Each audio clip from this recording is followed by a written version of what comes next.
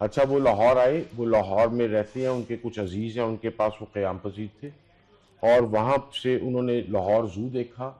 ایک رکشہ تھا بڑے والا جس کے اندر 6 فیملی ممبرز تھے. یہ بتانا اس لیے امپورٹنٹ ہے کہ ان فیملی ممبرز میں یہ صرف بہن بھائی نہیں تھے, کزنز تھے, اور یہ جو میاں بیوی ہیں یہ بھی آپس میں کزنز تھے.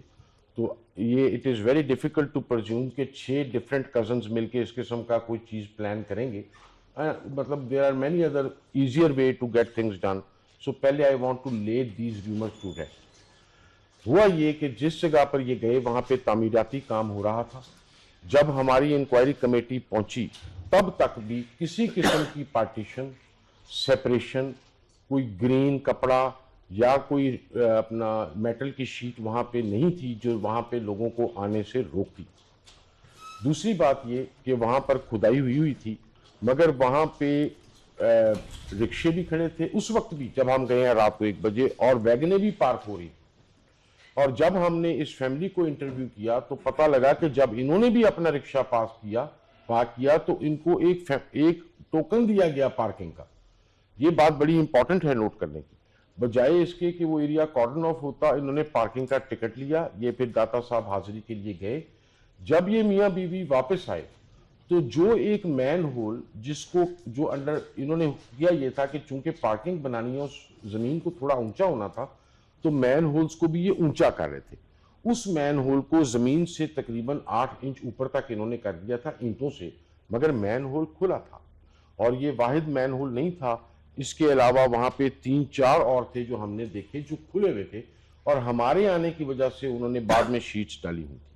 اور یہ وہاں پہ کھڑے ہوئے. یہ ایگزیکٹ لوکیشن کیا ہے؟ یہ ایگزیکٹ لوکیشن میڈم جو ہمارا ڈرین ہے وہ جو سیوریج داتا صاحب کے بالکل اپوزٹ بھاٹی دروازے کے ساتھ ہمارا وہاں پہ ایک سیوریج کا وہ پمپنگ سٹیشن ہے, اس کے بالکل ساتھ ہے یہ جگہ.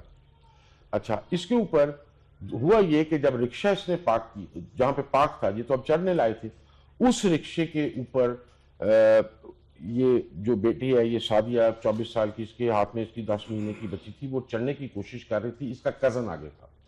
جس طرح نیچرلی بات ہے کزن تھوڑا سا رکشے سے اترے نہیں, جب یہ دوبارہ چڑھنے لگے ہیں واپس, وہ کزن جس طرح عام طور پہ رش میں ہوتا ہے, وہ کزن نے ایک قدم پیچھے لیا, اس نے بھی بچنے کے لیے ایک قدم پیچھے لیا, پیچھے گٹر تھا یہ گر گیا. یہ تو سٹوری ہے. مگر اگر آپ اس گٹر کو وہاں کھڑے ہو کے دیکھیں جہاں سے وہ گری ہے جو میں نے دیکھا, تو آپ پیچھے دیکھتے ہیں نا اندھیرے میں, اندھیرا تھا, لائٹ بھی نہیں تھی, تو آپ نوٹ کرتے ہیں کہ وہ گٹر کو اتنا ایلیویٹ کیا ہوا ہے کہ وہ بالکل ماک کرتا ہے فٹ پاتھ کو. تو میری رائے ہے ہماری کہ ہو سکتا ہے اس نے اس کو کنفیوز کیا ہو کہ فٹ پاتھ ہے. تو وہ بچی یہ جو سعدیہ ہے اپنی بچی سمیت اس کے اندر گری, اور گرتے وقت پروبیبلی اس کے سر پہ چوٹ بھی آئی, کیونکہ جب ہم نے اس کی تصویر دیکھی ہے, مگر وہ تو آٹوپسی بتائے گی, آواز کسی نے نہیں سنی گرتے وقت. اس کی 2 وجوہات ہو سکتی ہیں, رش آور سے, میں نے تصویر دیکھی تھی اس کے یہاں پہ خون تھا. 2 وجوہات ہو سکتی ہیں, رش آور سے, ٹریفک میں اس بیچاری کی آواز نہ آئی, یا ہو سکتا ہے ہیڈ انجری وجہ سے وہ ممیفائی ہو گئی ہو, وہ بول نہ سکتی. وہ بچی گری. اس کے بعد انہوں نے وہ جو بندہ تھا جو شوہر ہے اس بچی کا, اس کو میں نے بڑا تھورولی ایگزامن کیا ہے, اس کا غلام مرتضیٰ, وہ جب مجھ سے بھی ملا تو وہ مم تھا. ظاہر ہے اس کو ایک اس طرح کا صدمہ آیا تھا.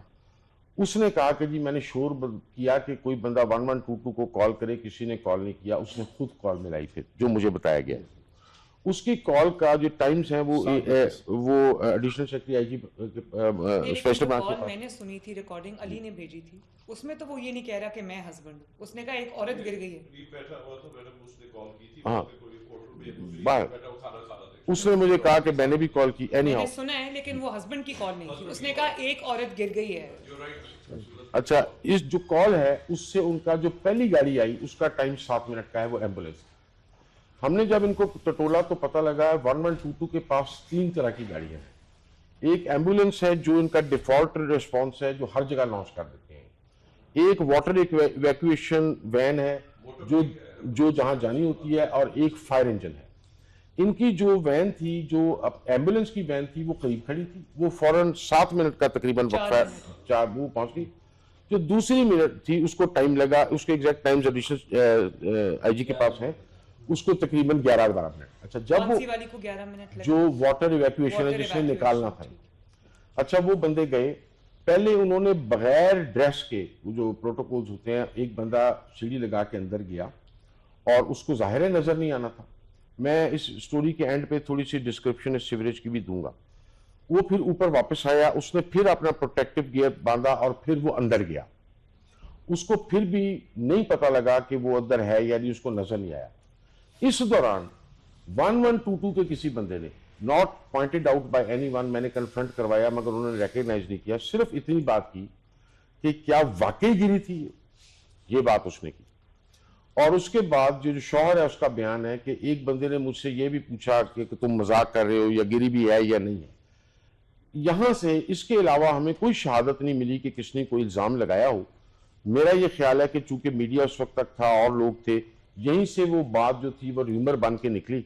और I think we could have exercised more caution going public with these things. उसके बाद इनकी दूसरी टीम भी आई।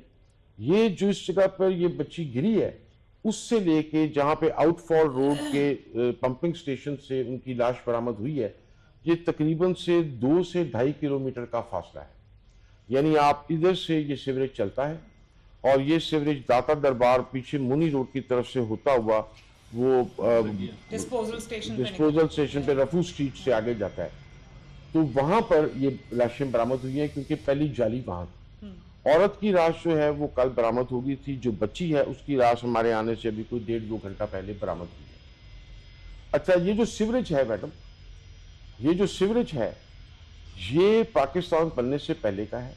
ये डार्क कंस्ट्रक्शन है, ये ईंटों के ऊपर है और ये इतना ऊंचा है कि आदमी 7-8 फुट का भी खड़ा हो सकता है। पानी का बहाव वक्त के साथ बदलता है। जब पीक आवर्स होते हैं तो पानी का गश ज्यादा होता है और वो 5-6 फुट तक आ जाता है। दूसरे टाइम पे ये 1-1.5 फुट तक रह जाता है। पानी का असूल ये है कि जब उसका गश ज्यादा होगा, एक फैक्टर से अगर उसकी स्पीड ज्यादा होगी तो 6 फैक्टर से उसकी लोड बेयरिंग कैपेसिटी बढ़ जाएगी। ये साइंस है। औरत जो है वो रात को रिकवर हो गई थी, बच्ची सुबह रिकवर। अच्छा, वो जो बंदे थे उसको फिर पुलिस ने और एडमिनिस्ट्रेशन ने इनको जो तिब्बी थाने ले गए। ये सारी फैमिली को हमने तिब्बी थाने में जाके इंटरव्यू किया। उनके कजन का बयान लिए जिसने वो पार्किंग का टिकट लिया था, हमने बेटी के बाप का बयान लिया, हमने उसके शौहर का बयान लिया, उन सारी फैमिली का बयान लिया और उसमें किसी किस्म की ऐसी चीज हमें नहीं नजर आई, खुदा ना खास्ता, कि कोई उनकी तरफ से कोई ऐसी चीज। मगर ये बात ब्लैटेंटली क्लियर है कि ये एब्सोल्यूट नेग्लिजेंस थी। अब मैडम मैं उस नेग्लिजेंस की रीजंस के ऊपर आता हूं। मेरे हिसाब से आप इसको लॉक कर देंगे प्लीज, बहुत डिस्टर्बेंस होती है जी। मैडम, जो नेग्लिजेंस है उसकी भी कोई रीजन होती है ना। एक नेग्लिजेंस है जो सिर्फ नेग्लिजेंस है, एक नेग्लिजेंस है जिसके बारे में मेरी ये आया कि हो सकता है निचले लेवल पे कोई इंटरेस्ट ऐसा हो। वो क्यों? यहाँ पे पहले भी गाड़ियां खड़ी होती हैं और उनसे पार्किंग का टिकट लिया जाता है। जब अगर ये उधर कॉर्डन ऑफ कर देते तो गाड़ियां और पार्किंग का प्रोसेस बंद हो जाता और टिकट की इनकम भी बंद होती। तो ये हो सकता है, हमने रिकमेंड किया है कि इसको ज्यादा डीपली प्रोब करना चाहिए कि अभी तक पार्किंग क्यों कंटिन्यू कर रही थी, उसका टिकट क्यों कर रहा था। अगर वो पार्किंग कंटिन्यू ना करती तो ये कॉर्डन ऑफ करने वाला मामला शायद होता। भी रिकमेंड कर रहे हैं कि जो लोग साइट पे हैं, चाहे वो कंसल्टेंट के हैं, चाहे वो एग्जीक्यूटिंग एजेंसी के हैं और चाहे वो जो इंजीनियर्स कॉन्ट्रैक्टर्स के हैं, उनको इसके ऊपर पेनलाइज करना चाहिए। ये ग्रेव। अच्छा, बात यहाँ मैडम खत्म नहीं होती। ये बहुत बड़ा प्रोजेक्ट है। सेक्रेटरी CNW की टेक्निकल टीम ने सही आइडेंटिफाई किया है कि इसका, वो मैं टेक्निकल आदमी नहीं हूं, हम सब टेक्निकल नहीं थे, कि इसको बेहतर मैनेज किया जा सकता था। ट्रैफिक मोबिलिटी को भी तो शायद ये हादसा अवॉइड हो सकता था। दूसरी बात मैडम, जब हम गए उस वक्त भी या तो कहीं कनात लगी हुई नहीं थी और अगर कहीं लगी हुई थी तो बसात जगह के ऊपर खुदाई उस कनात से 7-8 फुट आगे आई हुई थी। और बल्कि एक जगह पे दाता साहब की एंट्री के ऊपर वो उन्होंने उसका काम किया हुआ था, लोहे के सरिये लगाए हुए थे और वो खुली थी। वो मैंने पॉइंट आउट किया कि अल्लाह के बंदो इसको बंद कराओ, अगर कोई उस पर गिरेगा तो वो थोड़ा सा भी गिरेगा खत्म हो जाएगा। तो हमारी एक तो ये रिकमेंडेशन है कि हम एक ये भी बताएं कि जो साइट थी वहां पे काम हो रहा था उस वक्त या नहीं हो रहा था? मैडम, जब हम गए हैं उस वक्त कोई काम हमें ज्यादा जब होता वो आप नहीं गए, जब वो औरत गिरी तो मैडम मेरा नहीं ख्याल उस वक्त शाम को 7 बजे हमें कोई, क्योंकि उधर कोई सबसे मशीनरी पहले वहां काम अली नहीं आप कर रही, पहुंचे? कौन काम नहीं पहुंचे कर रही वहां? थी। मेरा एसी और फिर मैं 1122 से जरा जो भी गया था वो उस वक्त पता करे वहां काम हो रहा था या नहीं हो रहा था, विच मीन्स कि अगर काम हो रहा था तो एक डिफरेंट सिनेरियो है, अगर काम नहीं हो रहा था इसका मतलब है काम खत्म करके जा चुके हुए थे और उन्होंने इस जगह को कॉर्डन ऑफ नहीं किया हुआ था। तो मैडम मैं, अगर आप हमसे पूछें, एक तो हम चेक पार्किंग, करके बताएं मुझे आप। जी, पार्किंग के इशू पे हमें ज़्यादा डीपली इन्वेस्टिगेट करना चाहिए।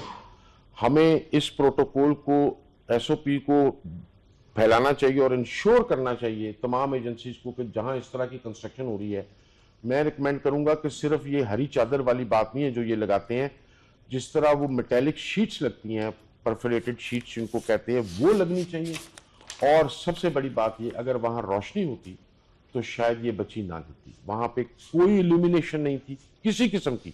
जब हम गए हैं उस वक्त भी एक साइड पे उन्होंने बत्ती जलाई हुई थी, उसके बाद कुछ नहीं था। सीवरेज मैडम ये साल में 2 दफ़ा क्लियर होता है, पिछले 3 साल से साल में 2 दफ़ा मैं इस आउट ड्रेन पे खुद भी जाता हूँ। उसके क्लीन होने की वजह से जाहिर है वो लाश की मोबिलिटी थी, ये ऐसा नहीं हुआ कि बच्ची की लाश कहीं फंस गई थी।